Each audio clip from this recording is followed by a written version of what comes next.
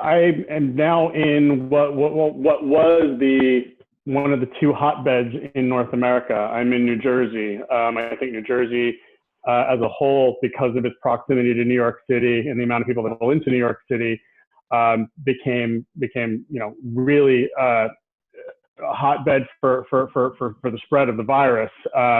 Thankfully, I live west, fairly far west from the city. It's not a very populated area, so the town I live in is not bad. But when you look at New Jersey as a whole, working at Vonage, we got an email on a Tuesday afternoon essentially saying we were closing our doors down on Friday, packed up our laptops, and haven't been back since. And now we're in our weekly meetings with executive management trying to figure out when are we reopening, how are we going to reopen, how are we going, what is our new normal going to look like.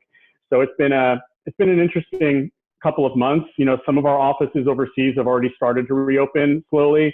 So I think it's something, to your point, I think we will feel this out over the course of a pretty long period of time. I don't think we're just going to reopen as we close the doors.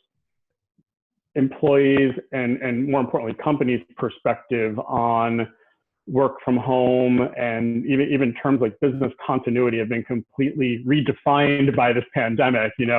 One of the topics I have to talk a lot about recently is this concept of business continuity. And I think when you talked about my days back at Avaya, I remember the conversations we had around business continuity was, well, what happens if a backhoe cuts the fiber line outside of our business and we're offline for a couple of days? No one ever had to think through, well, what happens if we have a global pandemic and we're all out of the office for several months? And what is the impact on our employees, but our agents, and then our impact to our external customers?